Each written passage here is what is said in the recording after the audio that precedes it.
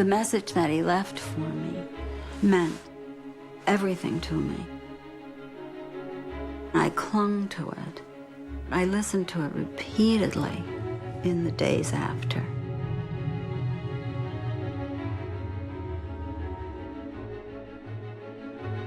Everybody has told me that has lost loved ones, you'll lose the sound of their voice. I've probably listened to the message hundreds of times. It's available anytime I want to play it back. It's there. I hear it and I know it. I'm still very fragile to listen to it, and so I'm comforted to know it's there, but I don't listen to it. On September the 11th, 2001, nearly 3,000 families lost a loved one. The Twin Towers collapsed with such destructive force that only 300 bodies were recovered. But for some families, there is another legacy. Trapped inside the towers, many people tried to make desperate contact with the outside world. Some were able to speak on the phone. Others could only leave messages. Since that day, families have lived with the memory of these final words from their loved ones. Many of these calls have never been heard in public and are featured here for the first time. All are used with the full consent of the relatives, who only now feel ready to talk about them. These recordings shed light on what really happened inside the towers, but they also reveal something more profound about the choices people make in their final moments, who to turn to, and what to say. Obviously a pretty scary experience. I saw a guy fall out of probably the 91st story all the way down. Okay. Now you can stay on the line with me.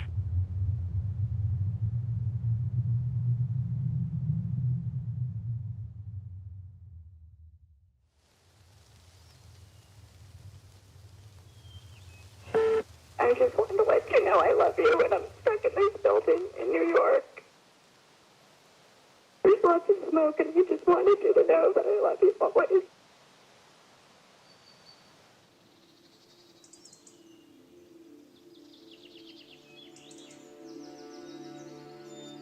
My dog, Coco, wakes me up somewhere approximately 5:30 in the morning and wants to go for a walk. So at 5:30 in the morning, I get out of bed, brush my teeth, throw some water on my face.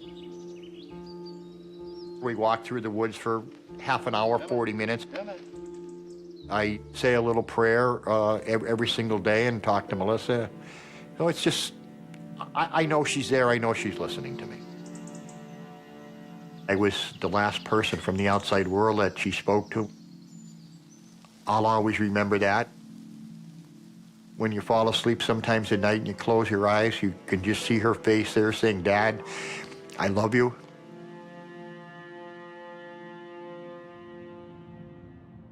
On September the 11th, Bob Harrington's daughter Melissa was in New York for just one day.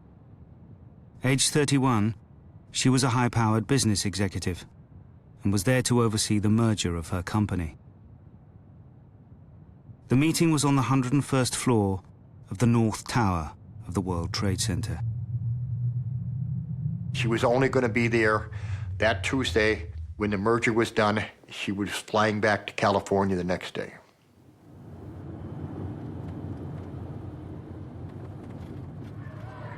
So disappointed. I love you too. I love you. I don't know if I'm going to be okay here. I love you so much.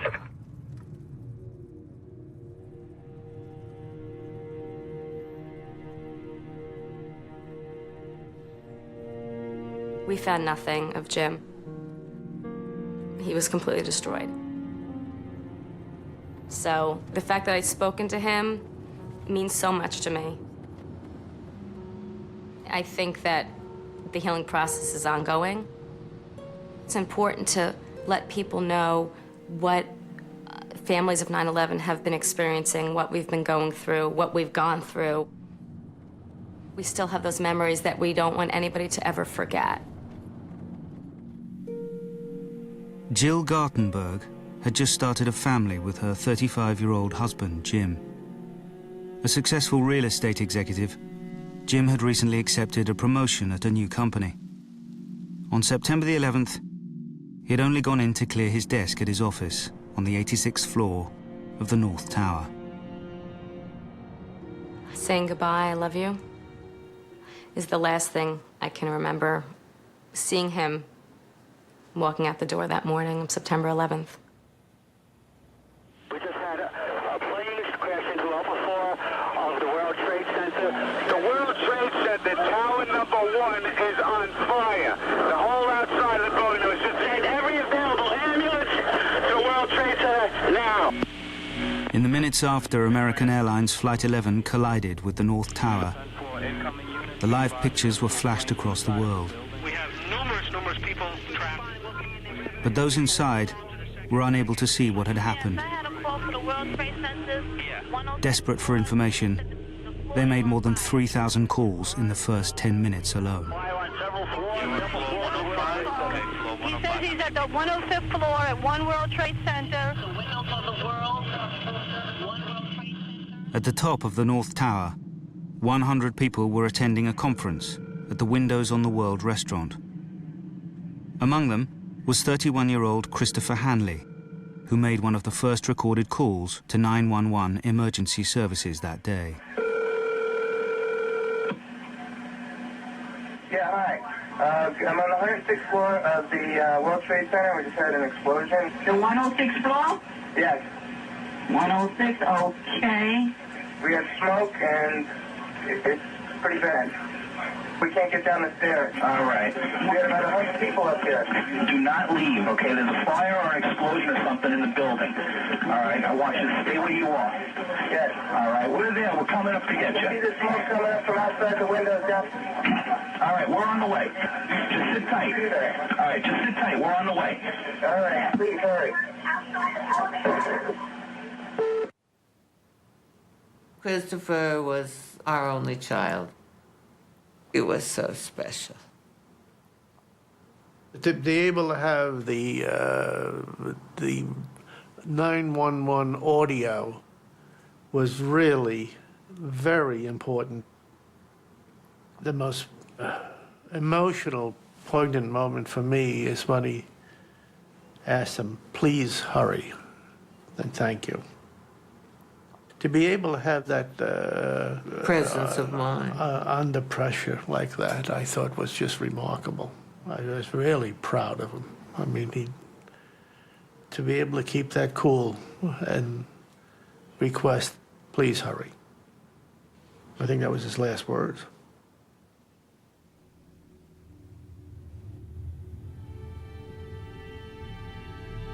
The sonic record of that day, the audible record of that day, is essential because the visual record of that day is limited to the exteriors. What we see with our eyes are 2 buildings in flames. And these calls and these radio transmissions, they show us through sound what we couldn't see with our eyes. They're part of the fabric of the day that we wouldn't know or have any understanding of without this sonic record. No. Easy. There's a tree in front of my house that was planted the week after Melissa was born. The tree grew up, Melissa grew up, and the tree grew up to be probably the biggest tree on the street. And Melissa grew up to be such a fine, nice, beautiful young lady. Melissa would have been 39 last week. Now the tree is probably 40, 50 feet high. When I planted it, it was 5 feet high and as skinny as 2 fingers together. So, you know, I look out and I see that tree and I just remember the day she was born.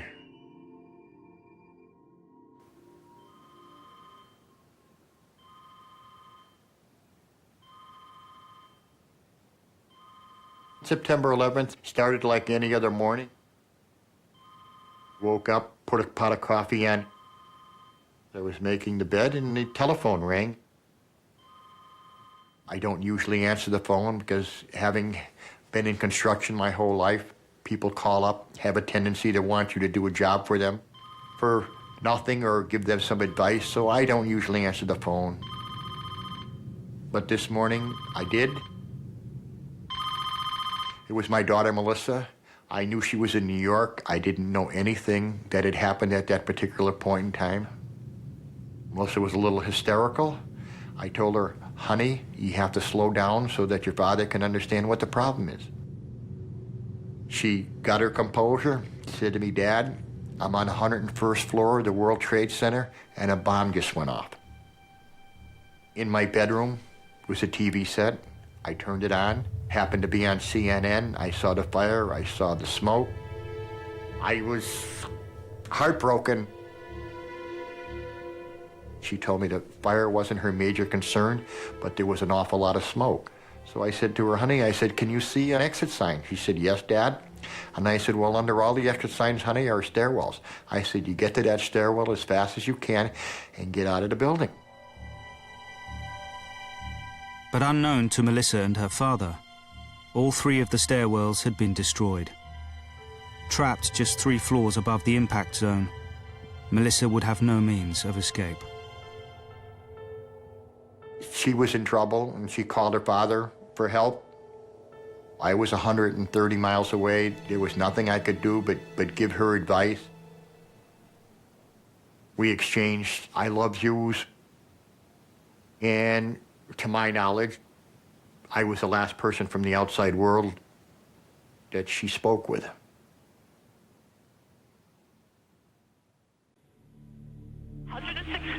There's no injuries, but the people are trapped in the house. We're on the 106th floor of the World Trade Center. All right, we're there. We're taking care of it. Okay. In the immediate aftermath of the attack, the emergency services were overwhelmed by thousands of calls from the North Tower. Remain in the location you are, but something by the door to block this. Stay where you are. We have you on the 92nd floor, southwest corner. Sure, if you can get out of the building, then get out of the building. If you can't, just remain there and somebody will get you. How many other people are with you right now? 200?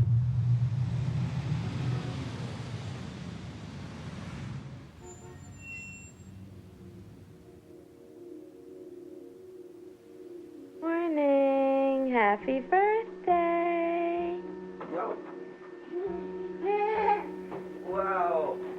Okay, you want to open this? This is Nicole. This was my favorite toy when I was 2. I hope you like it.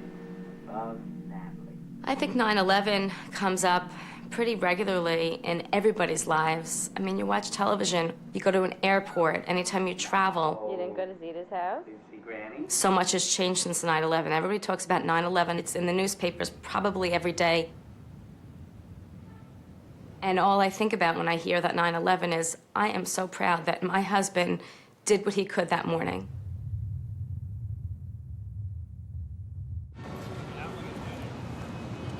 Jim Gartenberg had accepted a better paid job at a new company 4 days earlier. Welcome news, as his wife Jill was pregnant with their second child. September the 11th was his last commute to work at the North Tower.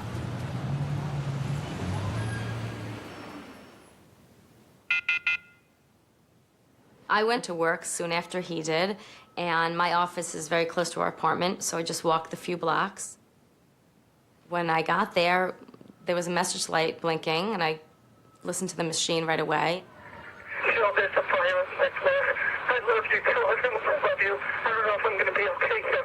I love you so much. And that was, I didn't even know what that meant. I listened to the message actually several times because I wasn't really sure what he was saying. I couldn't believe what he was saying. Just a minute later, I spoke to him. Unlike the message on the machine, which sounded frantic, when I first spoke to him, he sounded very calm, very controlled. He said to me, I'm gonna be okay. You know, there's a fire, but I'm gonna be okay. And he said I said, stay down low. I mean, right? What we learned, stay down low if there's a fire. And he stayed down low, and he was hiding behind a desk, and he was trying to call for help, and he had no idea what was going on. 500 miles away in Chicago, Jim's closest friend, Adam, had only just arrived at work. I turned on CNBC and they said, we go live to the World Trade Center, and there was smoke coming out of the building. The first thing I did was call his office. He picked up the phone right away, and he had a voice that I had never heard before, and it was, just utter panic and fear and expletives. There's fire, there's smoke everywhere, there's debris, I can't get out. You got to get me out of here. He had asked what happened, and he didn't know, and I didn't know. Jim Gartenberg was on the 86th floor of the North Tower. Although he was 6 floors below the point of impact, Jim and a colleague were trapped by debris as the floors collapsed above them. His comments were then real calm. Okay, what are we supposed to do? And I told him, there's fire and it's going up, you need to get down.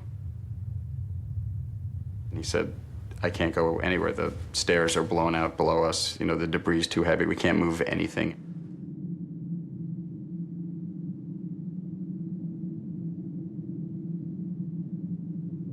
It was very unusual that people outside had almost a greater sense of alarm and urgency than the people inside who were in the dark.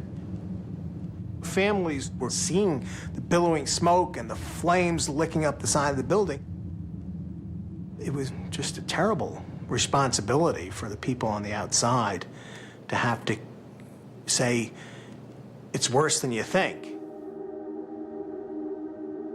15 minutes after the North Tower had been hit, most people in Tower 2, the South Tower, were still at their desks and watching the tragedy unfold. Amongst them was 24-year-old trader Brad Fetchit, who left a message for his mother to tell her he was safe. Hey, Mom, it's Brad. Just wanted to call and let you know, I'm sure that you heard that a plane crashed into World Trade Center 1. We're fine. We're in World Trade Center 2. I'm obviously alive and well over here, but obviously a pretty scary experience. I saw a guy fall out of probably the 91st story all the way down. So you're welcome to give a call here. I think we'll be here all day, but give me a call back later. Love you. He was trying to reassure us that he was okay, but you could tell as he cleared his voice when he talked about seeing someone fall from the 91st floor that there was a lot of fear in his voice.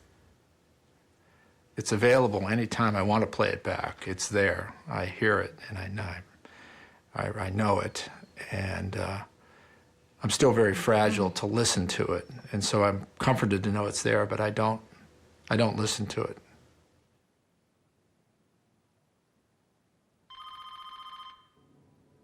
Eight floors above Brad in the South Tower was 42-year-old systems analyst Shimmy Beagleisen. The phone rang and it was Shimmy. Ma, don't worry, I'm fine. And I said, please don't waste any time. I know all about it. Get out. And he said, listen. And he put the receiver up to the loudspeaker, and I heard the announcement, do not leave your office. This building is secure. As we hung up, my nephew called, and he was practically incoherent. He said, Shimmy, Trade Center. I said, Shimmy is okay. And as I said, okay, I never got the K out because I saw the plane hit the other building.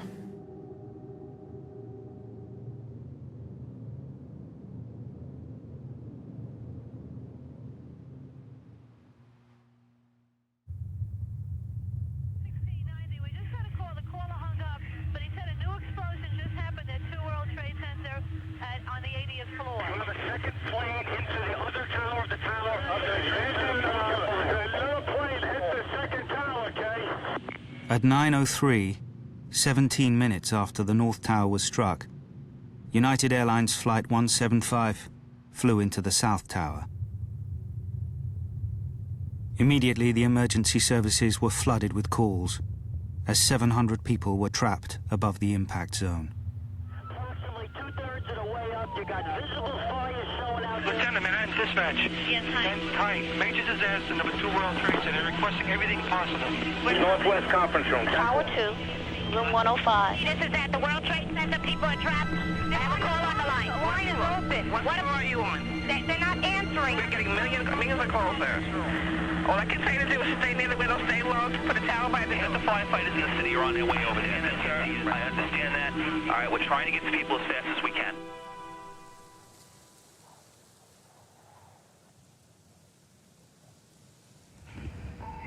Mom, it's Steven.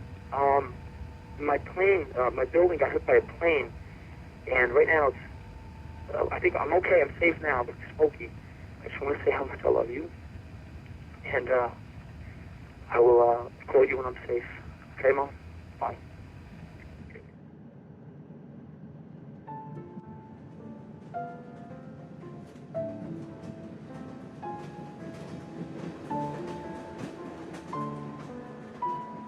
It's a tribute to Stephen that at the moment of his death, it can be said that he was on good terms with every member of his family. And that's not easy. Stephen was with us for 33 years, and we have a choice. We can either say we are so mad that he's not here, or we can say we had him for 33 years. And we have a feast to return to, the feast of the memories.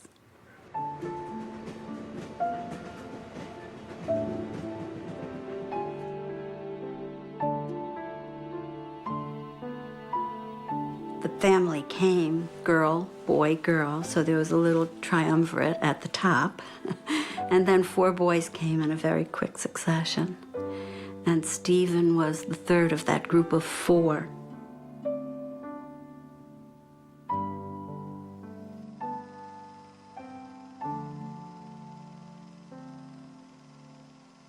Stephen was very relaxed, smiling, laughing.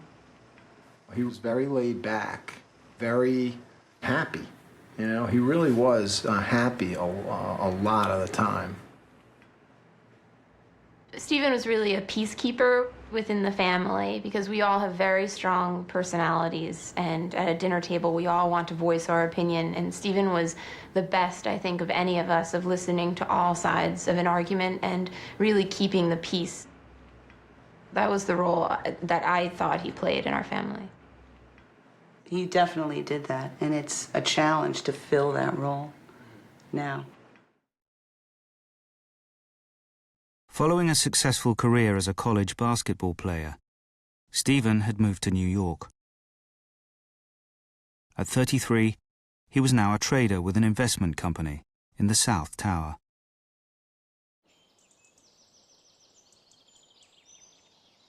September 11th. It was a beautiful, beautiful day, as everyone always will remember, I know. I was very pleased to be going to a yoga class around the corner in the Village Hall.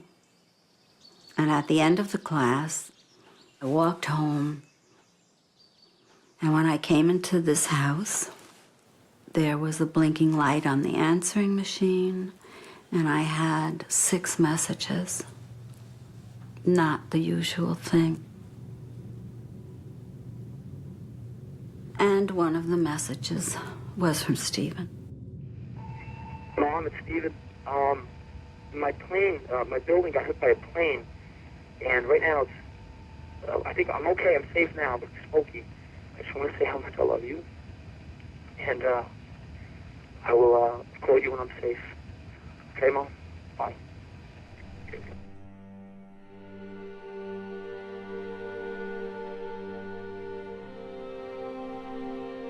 Stephen worked in the South Tower. He was on the 89th floor. He said that he was going to call me and that he was going to be all right. There were messages then from people calling to say, Anne, are your children all right? And then there was a message from my husband And he said, promise me you will not turn on the television. And that was an easy promise to make. I just went out in the backyard and I sat in a plastic, you know, those $5 plastic chairs under a tree, and with the phone in my lap, preparing myself for what I would need to face. Two worlds, you're on the 88th floor, northwest corner. Okay, now, you get soaking wet towels, and you can put them at the doorway. And you're on 2 World Trade, right? You're going to hand the door. Sorry, are you on the 89th or 88? Families often have a map in their minds of where their loved ones are in the world. You know, if somebody in your family is working at a place that has now become the center of all the world's attention, and there's a calamity unfolding. In your mind, you're trying to place your loved one. Where are they in relationship to this terrible series of events that's unfolding? You're going to hand the doors. They're going to come up to you, you're going to have to check. Oh, no, I feel so bad that we can't do more. You don't know. Oh, boy. It's an awful thing. It's an awful, awful, awful thing to call somebody and tell them you're going to die. That's an awful thing.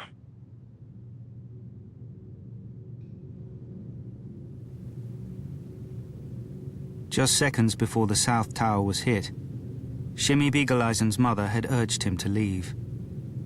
Now he was trapped on the 97th floor. By 9:15, the family apartment in Brooklyn had filled with Shimmy's loved ones. The phone passed between them, as each offered him consolation and advice. We had Shimmy on the phone. We were trying to find different ways how to calm him down and relax him, possibly of different ways of maybe getting out, him trying different exits. At one point when I was talking to him, he shared a few private things with me. He asked me to look after his wife and children. And all this time, I was able to hear in his voice that the situation was becoming a lot worse. There was now fire and dense smoke above the impact zone. Those trapped there began to panic. Shimmy's close friend, David, called to try and calm him. Shimmy? Yeah. Just hang in there. Just breathe slowly through the towel. You breathing through the towel? Okay, it's fine. Everybody's fine. Everybody's very calm. Everything's going to be fine. You have to stay calm. Everybody here is calm. I promise you. You girls don't even know because they're in school. Your parents are here. They're very calm. Just keep your head straight. Okay, do you see smoke by the window? The fire department wants to... You can't see? Do we see smoke by the windows? The fire department wants to know. No smoke by the window. No smoke by the window. Listen carefully. As a last resort, break the window as small as possible just to get a little air in. Okay, but you follow? Yeah. Okay, how so? They said the last resort we should open the window just a little bit to get some air in. Can you open the window or you have to break it? Yeah. Huh? You have to break it. Yeah. Okay, Shimmy. Yeah. Break the window. Break the window. As little as possible. Just get a little air. Just get a little air. Okay. If you're running out of air, running out of air, we should do that. Okay. Okay? I'm very grateful that he was able to spend his last moments speaking to the people who were closest to him. At the end of your life, I would imagine you want some sort of comfort, and I hope, and it seems from what everyone has told me, that he was given that. That's all I could hope for.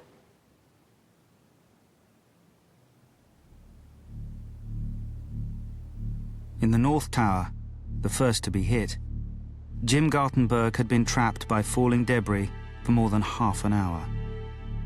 Having spoken to his wife, Jill, and best friend Adam, Jim now wanted his predicament to be known to the watching world.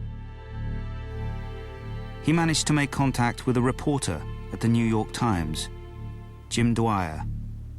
I spoke with him several times that morning, and I was trying to understand what his predicament was, why he couldn't get to the to the stairs or why he couldn't get to an exit. And he said that, the walls were cracking and folding over, and he couldn't get to where he needed to be. Mr. Gartenberg seemed to be very directed, very focused. I mean, he was, there's a sense of great urgency in his voice, but I didn't feel like he was panicking. He wanted people to know where he was and that he couldn't leave the building. Happy birthday to you. Happy birthday to you, Nicole. Yay!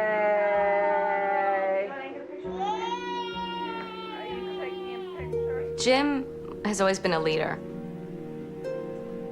And I think that showed through on that day.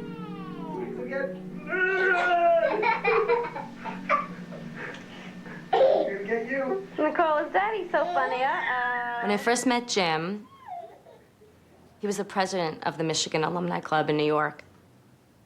I saw the way that he was running this meeting and the way he was interacting with people and his leadership skills. There was all these qualities about him that all of a sudden I said, wow, this is a really special guy.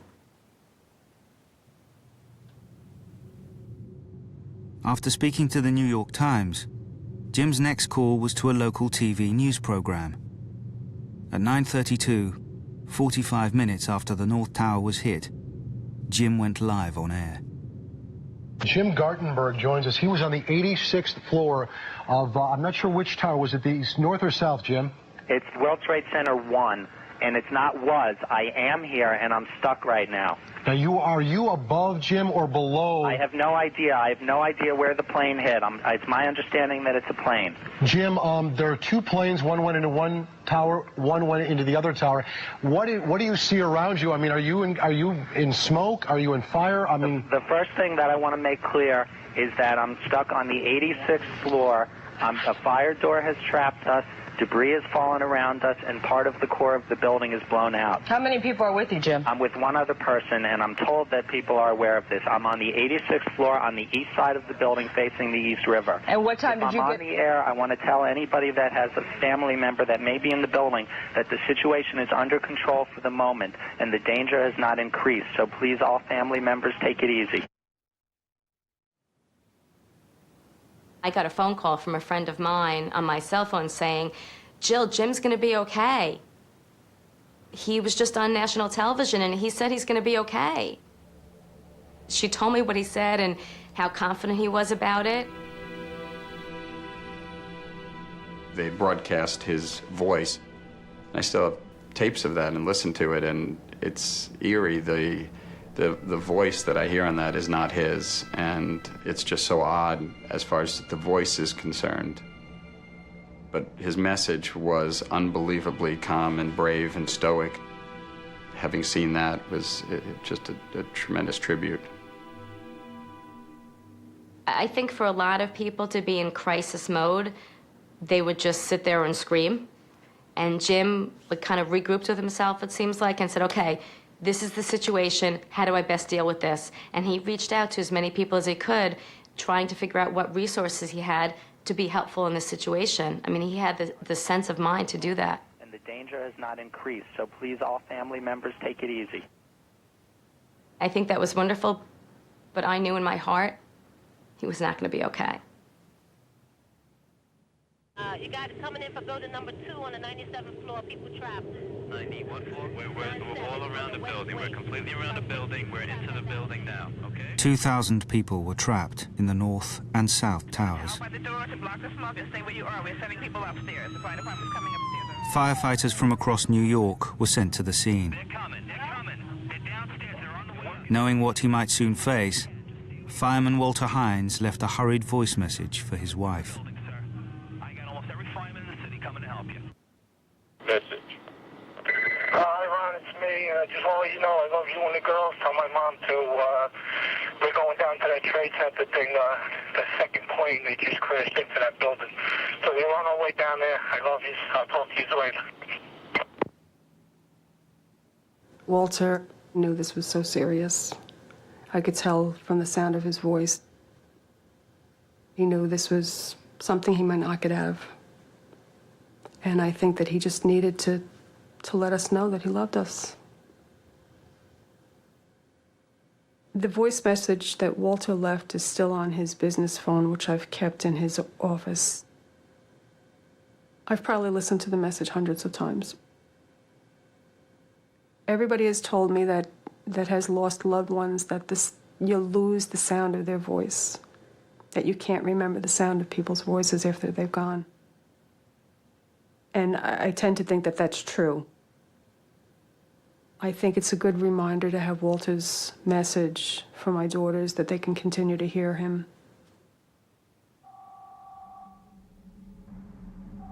While some messages provide consolation, others are a painful reminder of a missed opportunity to say goodbye. I woke up to my telephone ringing. I worked nights at the time, so I didn't want to be bothered. And then my cell phone rang again. And I'm like, I'm not going to answer it. I'd say it was probably about 1 o'clock in the afternoon that my cell phone rang with a message. Saved message. Neil, it's Brian. A plane crashed into the Trade Center. It's on fire, and I'm in it. And I can't breathe. Tell everyone I love them. I don't get out of here. End of message. Brian left that message, and that must have been the first or second phone call that I received that morning. And I mean, I just didn't realize it. You know, it's really hard to struggle with, you know, what would have happened if I answered the phone? You know, but I mean, I couldn't do anything, even if I did answer it.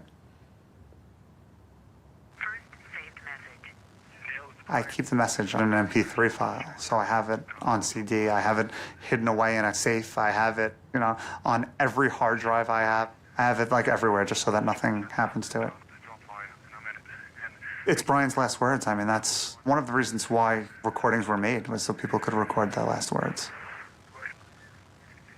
You know, I mean, I think it gives me a little bit of guidance. I like draw from Brian's strength when I hear the message.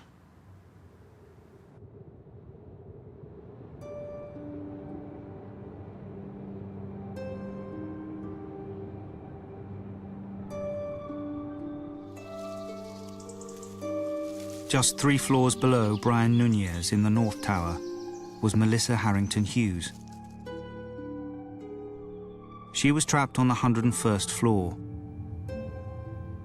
Shortly after the first plane had hit her building, Melissa had called her father.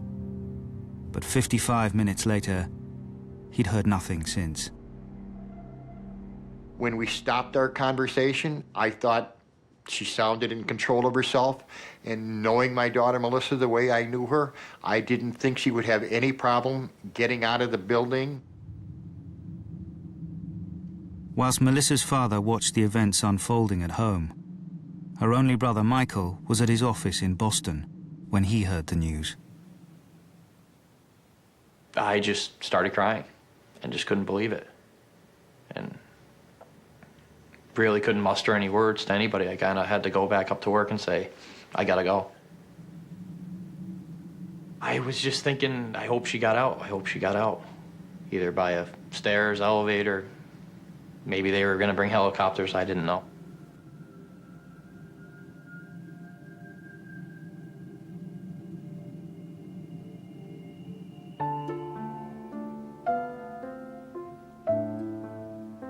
My sister was very protective of me. I can't say growing up I realized it, because as a younger brother, you're always thinking the negative when you're younger. You get mad, you get upset. I don't like you, get away from me, you know, the typical brother-sister thing. But as time progressed, she looked out for me tremendously. It's he knew it was jerk, it was working? No, it wasn't working. But you know what? What? It's working now. The relationship between Melissa and my father when she was growing up kind of in the teenage high school years was probably hostile at times. You gotta think, 2 people with the same traits, I mean, both strong-willed, nothing's ever gonna be easy. He was probably the only person she couldn't win against, was my father, and I think her traits came from him. Her drive and her strong-willed. Growing up, Melissa had always been determined to experience life beyond her small-town roots in Massachusetts. Melissa spent the summer in France. She had the idea that Paris was the greatest city in the world, loved the clothes, loved the hairstyles. She had long hair. When she came back, her hair was very short. That was a style in Paris. When she got off the airplane, her mother and I looked at her, and we were like, we didn't expect that. Aged 26, Melissa moved to California to work for a large internet communications company. Melissa was a very ambitious young lady. When she was in California, she bought a BMW. I was like 60 years old when she bought the BMW. I'd never had a car as nice as that. I said to her, Melissa, can you afford it? She said, Dad, I may never have an opportunity to buy one again. She bought it. She loved it. She wasn't here that long, but she had a wonderful time in the 31 years that she was here. She always aimed for the best, and most of the time she got it. After speaking to her father, Melissa rang her husband, Sean, in San Francisco, to whom she'd been married for just a year. He was asleep when she called. Sean, it's me. I just wanted to let you know I love you, and I'm stuck in this building in New York. There's lots of smoke, and I just wanted you to know that I love you always. Melissa met Sean at a junior club dance. That's basically how they started their relationship. He was a very nice young man, and they were an extremely attractive couple. I could tell when she introduced me to him, her eyes just kind of glowed, and I could tell right away that he was probably the one that she was going to marry, and she did. Your kiss as a sign of their new married love may present you for the first time Mr. and Mrs. Sean Hughes.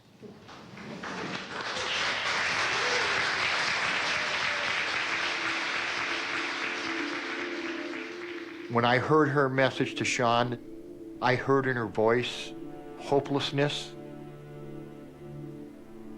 She was telling Sean that this is it, Sean, for me, but I'll love you forever, buddy.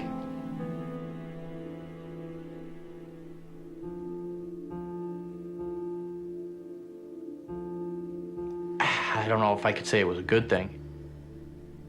It was good to hear her voice. Good to see that she called her husband. Emotional when you heard it. All sorts of different emotions coming out. Obviously sad because you're assuming when you hear it that she can't get out, but like I said, good emotions because I could hear her voice. It's always good to hear the voice.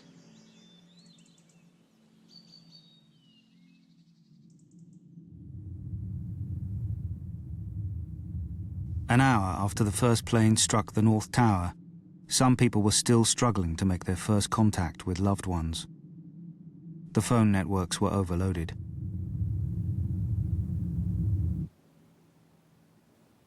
By the time 41-year-old Tom McGinnis managed to get through to his wife, he already knew there was no possibility of escape. Right away, I said, "Where are you? Where are you?" And I'm almost annoyed because he's not answering me. And then he says, "We're in a conference room that we can't get out of. We're trapped in a conference room."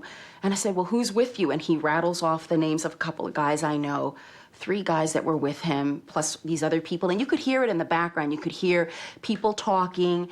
You didn't hear panic. You heard, I remember one guy yelling, "Let's just knock down this goddamn wall." I remember telling him, I said, "You're gonna get out of there." I kept telling him that. And that's when he said to me, he goes, "Ileana, you don't understand." He says, "There are people jumping from the floors above us." And that's when I just thought, oh my God. Like, what are these guys going through that they are seeing what's going on right above them? And it was just unbelievable. And I just kept saying, "You're coming home tonight. You're coming home tonight." And he said, "I love you." And he said, "Take care of Caitlin."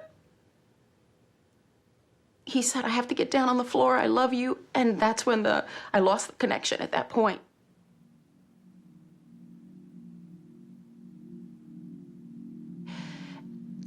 There is a great comfort in the fact that I got to talk to him. And the funny thing about that comfort is it was not a great comfort that day or even, weeks later. But it's a great comfort now. It was a great comfort months later. And the reason it was a great comfort is because, it's not so much for me, but I feel that it was for him. It was his chance to say goodbye, his chance to say, take care of Caitlin. He said, it'll be a miracle if we get out of here. He knew he wasn't going to get out.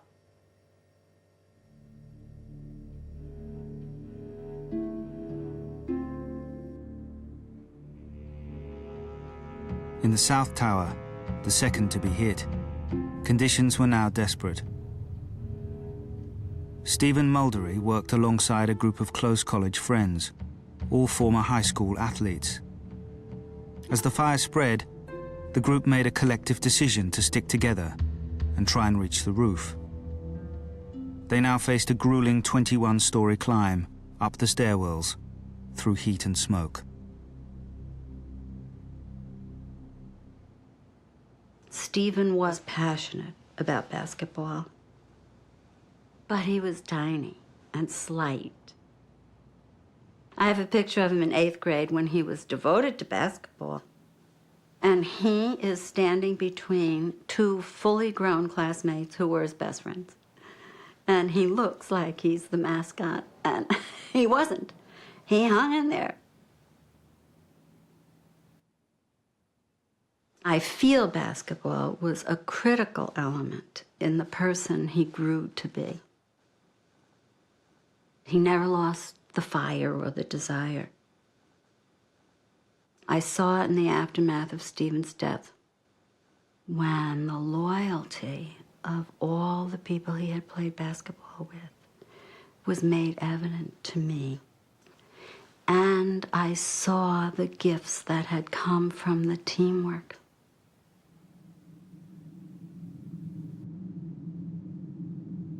Stephen and his friends reached the top of the building, but the doors to the roof were locked.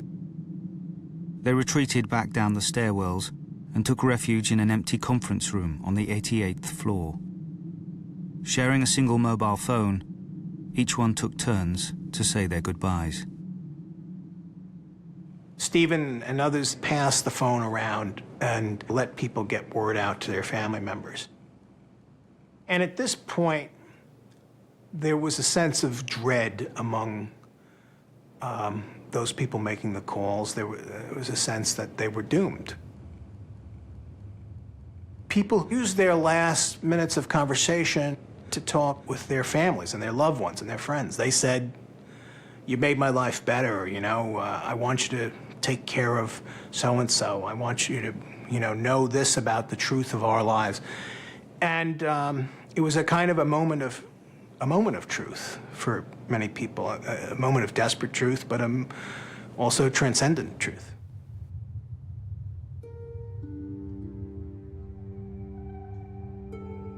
"65 minutes after the North Tower was hit, a string of desperate calls was still being made from the building.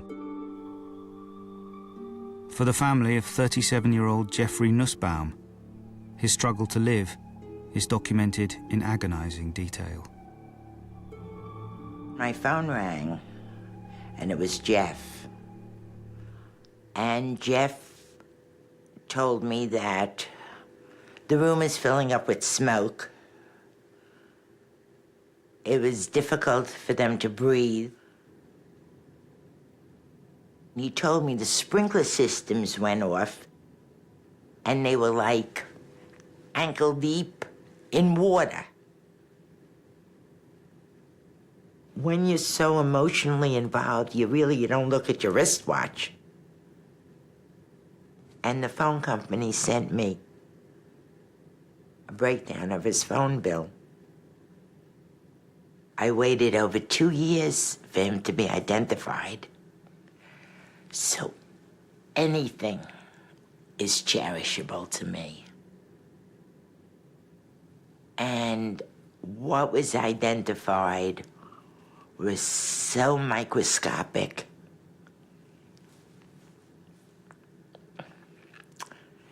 that you hold on to everything, even the telephone bill.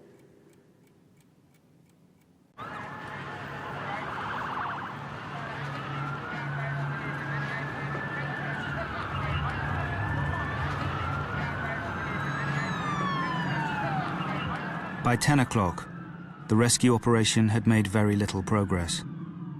The fire department had been blighted by malfunctioning radio receivers within the towers. Once inside on the stairwells, the firefighters could not communicate with each other. But that silence was about to be broken.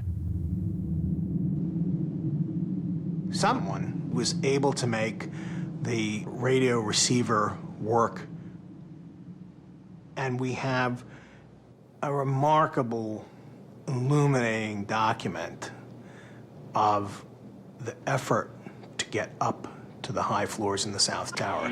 Battalion 7 on floor 40 of Tower 2. We got one elevator working up to the 40th floor, staffed by a member of Line 15. The man who repaired the radio receiver was 45-year-old Oreo Palmer. As Chief of Battalion 7, Palmer was amongst the first to arrive at the scene. As he entered the South Tower, he single-handedly fixed an elevator and took it to the 40th floor, halfway to where almost 700 people were struggling to stay alive. And then he started to climb on foot. And because he was a very, very fit man, he was able to make tremendous progress. He had run marathons, he ran half marathons. We're on the 43rd floor. There's stairway B. What floor should we try to get up to, Oreo? I'm up to 5'5". He went 12 floors in 10 minutes, wearing all the bunker gear, which is 50 or 60 pounds. We're going to have to host it. I'm on 69 now, so we need a higher bank, please. These stairway walls have been compromised on 73 and 74. The walls are breached, so be careful. Okay. When I first heard Oreo's voice on the tapes, you can tell he knows he's in a race against time. Oreo's conserving his oxygen, he's conserving his energy. That's why there's not a lot of chatter on his part on the tape. 10 floor, 6 more to go. During his ascent, Palmer discovered that one stairwell, the south, was still intact all the way to the impact zone and beyond. For the hundreds trapped there, this stairwell could have been an escape route. What stair are you in, Oreo?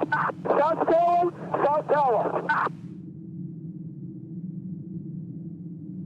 The 78th floor in the South Tower was the bridge point between living and the dead.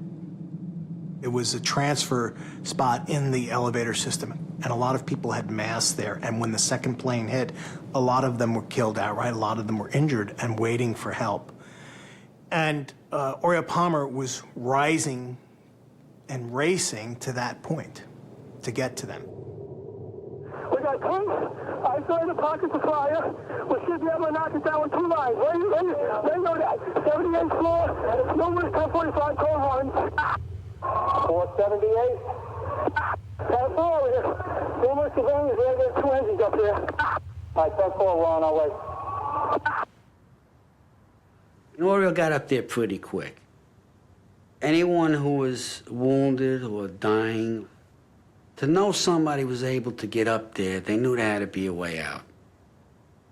The people who were there at the point of impact, to have seen him, I can only imagine there must have been some elation or euphoria that's probably undescribable.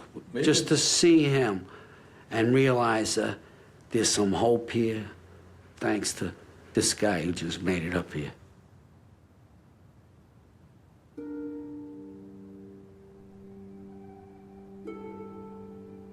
When I heard the tapes, you were watching a screen with all the words on it, but with a digital countdown, so you knew exactly what was coming. You knew the exact minute that the towers were going to go down.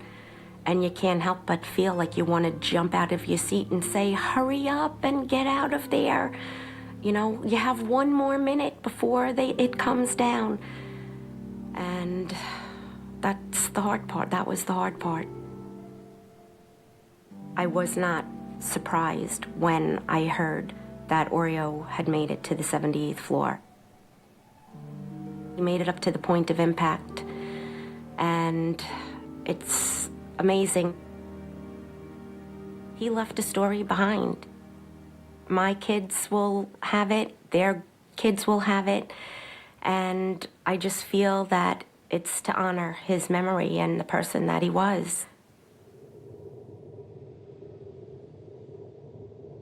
7 minutes after Palmer's last words, the South Tower would collapse. There is one 911 call which captures this moment from inside the building. It highlights the moral complexity of hearing the suffering of those trapped. From the 105th floor of the South Tower, father of three, Kevin Cosgrove, was still speaking up until the moment when the tower fell. His words haunt me, and I try not to think about it, but it's also, in a way, kind of a comfort to know where he was and what he went through and what he was trying to do. And not many people have that. Parts of Kevin's call were deliberately made public when it was played by the prosecution in the trial of a key 9/11 terrorist. It was used to illustrate the human suffering on that day. The first copy of it wasn't cleaned up at all. There was a lot of background noise, and it was hard to hear what he was saying. And it was certainly hard to listen to him not being able to breathe very well. Smoke, right there, 105, 2 power. All right, sit tight. We'll get to you as soon as we can. There's some staying up, but the smoke's really bad, man. I can barely leave. That's all we can do. Where are you? What floor are you guys up to? We're getting there. We're getting there. Doesn't feel like it, man. I got young kids. I understand that, sir. I got lots of people up here. I understand. I know you got a lot in the building, but we're up on the top. Smoke rises. It's right there. We're on the floor. We're in a window. And then I had to barely breathe now. Can't see. Okay. Just try to hang in there. I'm going to stay with you. You're in an air-conditioned building.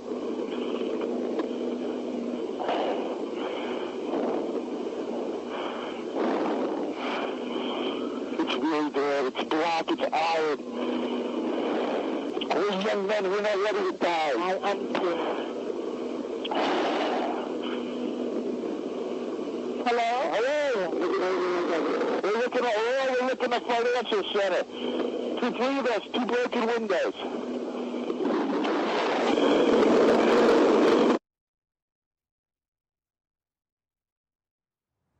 His building began to collapse. It was the first one to fall. Some people said, you know, hearing Kevin's words has made the events of 9/11 more human for them, that there were really people in there and it wasn't just buildings. One lady called him the voice from the towers. It made it real for her, that it wasn't just a news story. It seemed like it was just a movie, but then when they heard Kevin speaking, realized this was a real thing with real people inside. For Wendy Cosgrove, there is comfort from the fact that almost 10 minutes of the call were not played in court. I'm glad that I have some that are just my own private memories that I don't have to share with the world. Because it is rather hard to share my husband's last words with the entire world. So it's nice to have something a little private. I guess what I would want people to learn from listening to the recording is that life is short, that you never know when you're going to lose your loved ones, and to spend every minute you can showing them that love. And that's what's important in life.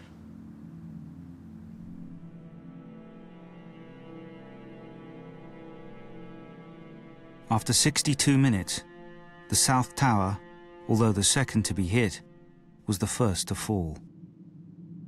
Almost 1,000 civilians and firefighters died. Along with Kevin Cosgrove, they included Brad Fetchit, Shimmy Beagleisen, firefighter Walter Hines, Battalion Chief Oreo Palmer,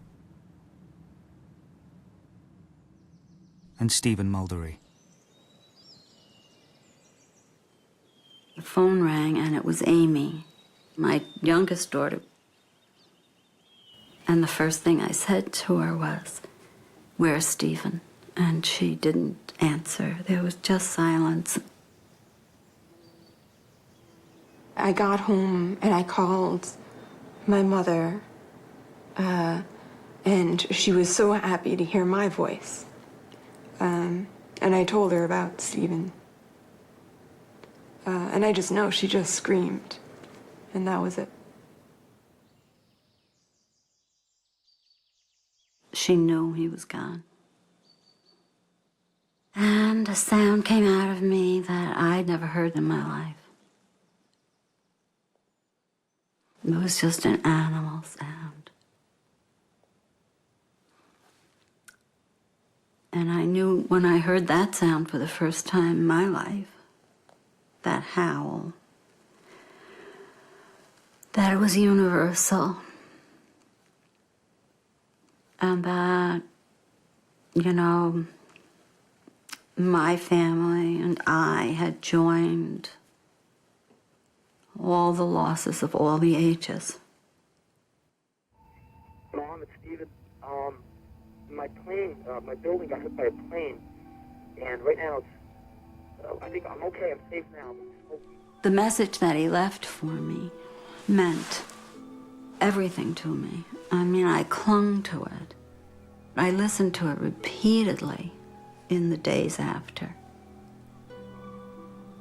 But I did put it aside at a certain point and say that I would not continue to do that.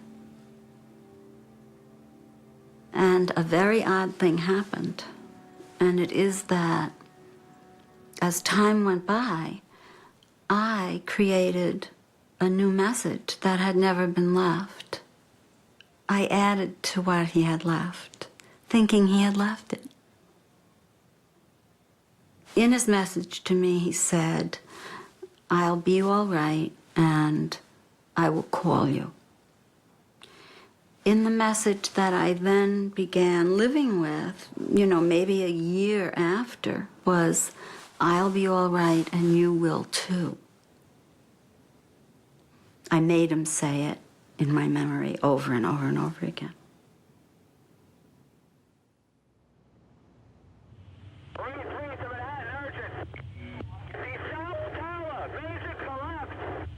Tower 2. George, have them mobilize the Army. We need the Army in Manhattan. All right, all units stand by. Everybody try to calm down. Although the first to be hit, the North Tower was still standing. For those with loved ones trapped inside, the collapse of the South Tower was a terrifying premonition. When the first tower went down, I was hoping that Melissa had gotten out of the building. I knew she was not in that tower.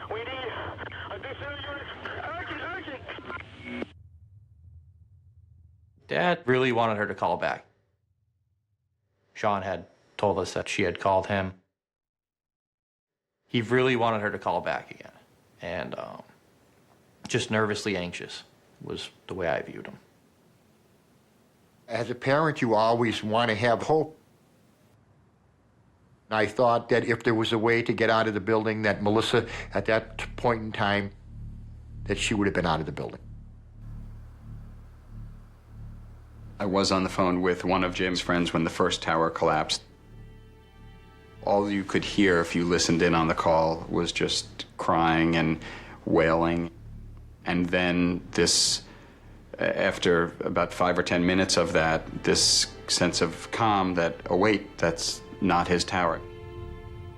It feels strange to report on the events of that day, that we just isolated Jimmy's safety and how we could distance ourselves from the horrific event and the casualties that everybody else faced. But that felt like our duty. My parents were down in Florida on September 11th. They were not watching television until I told them to turn it on.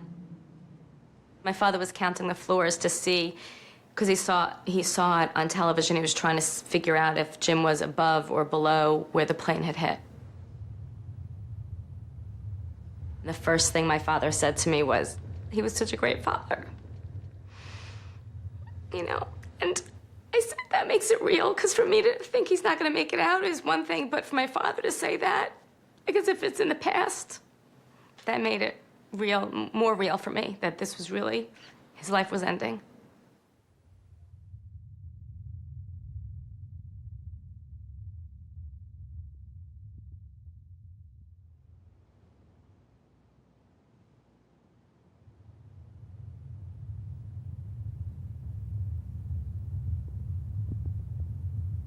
At 10:28, 102 minutes after it was hit, the North Tower fell.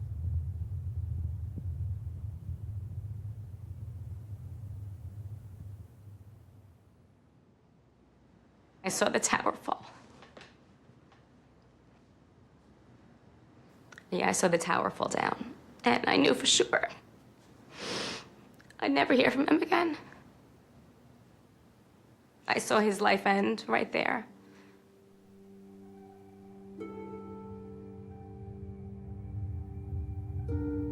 I felt, my heart had been ripped from my body.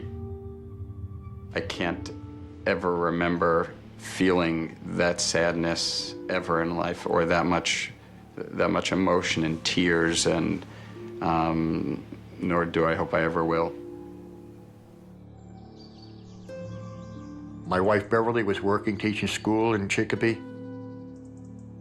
I had to drive to Chicopee to inform my wife that Melissa was in the North Tower. We were listening to the whole thing on the radio when we were driving back, and on our way home, the North Tower collapsed. My wife asked me to shut the radio off. I shut the radio off, and we came home and cried together.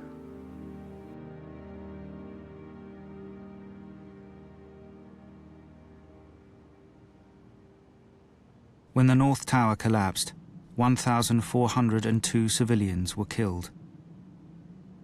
Along with Melissa Harrington Hughes and Jim Gartenberg, they included Christopher Hanley, Brian Nunez,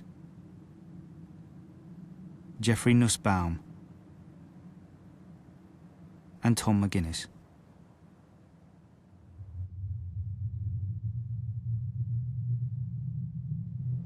The question really about the Trade Center is, what are our memories made out of?